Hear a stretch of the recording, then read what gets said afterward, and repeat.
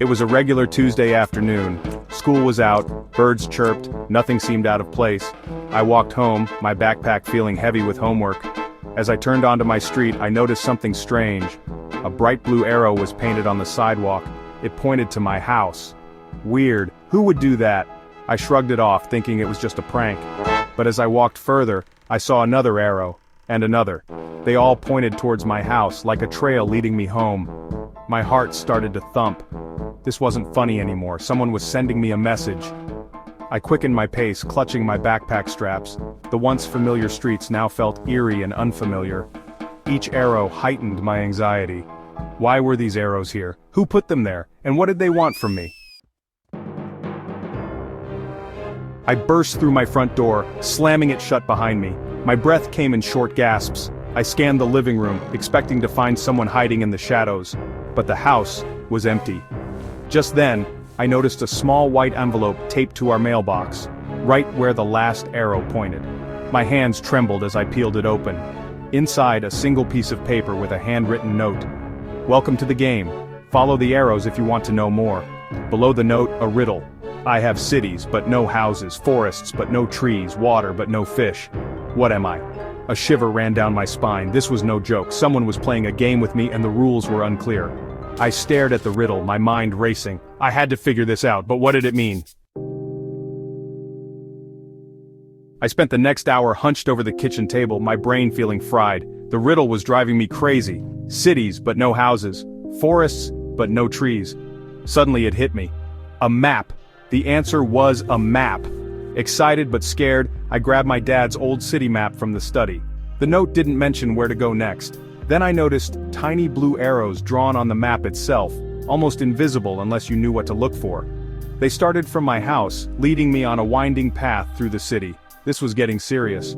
Whoever was behind this had put a lot of effort into it. Why me? What was the end game? I knew I should have stopped, told someone, but the curiosity was gnawing at me. I had to see where these arrows led.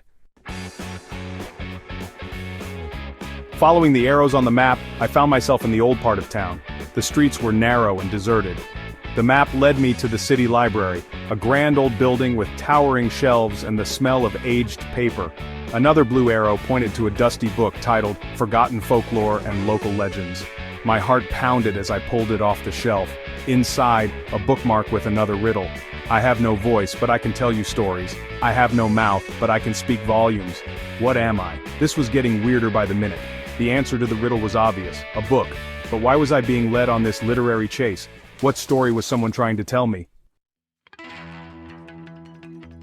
As I pondered the riddle, a voice startled me. "You seem lost in thought," a girl said. She had bright eyes and a friendly smile. "Those blue arrows are pretty hard to miss, huh?" I was taken aback. "You've seen them too?" She nodded. "Actually, I drew the last few. My grandpa started this whole thing years ago. He loved puzzles." She introduced herself as Sarah, the librarian's granddaughter. Relief washed over me. I wasn't alone in this. Sarah explained that her grandpa passed away a year ago, and she was determined to finish his last puzzle. It was his way of leaving a final adventure for his beloved granddaughter. We decided to work together.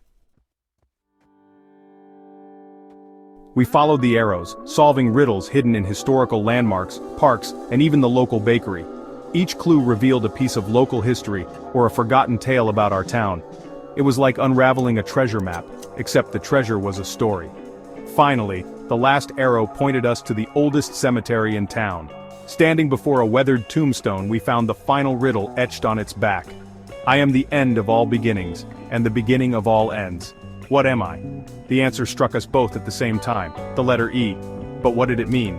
We looked around the tombstone searching for any other clues. Then, Sarah noticed it. A small, almost invisible inscription on the side of the tombstone read, "Family Estate, East Ridge." We looked at each other, our eyes wide with understanding. East Ridge was an abandoned property on the outskirts of town, rumored to be haunted. Could this be the final destination? As the sun began to set, casting long shadows across the cemetery, we made our way to East Ridge. The old house stood on a hill, its windows dark and hollow.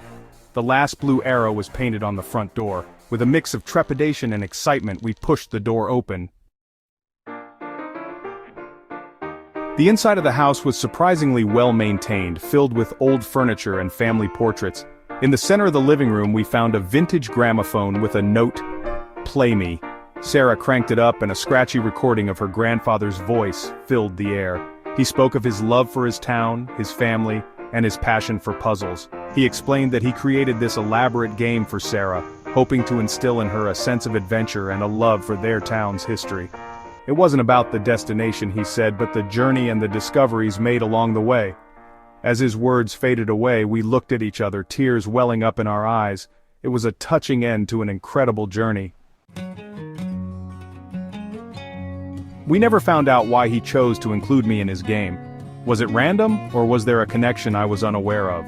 The mystery of the blue arrows was solved, but it left me with a sense of wonder about the hidden stories around us, waiting to be discovered. Life went back to normal, but something had changed within me. I was no longer just a girl who walked home from school.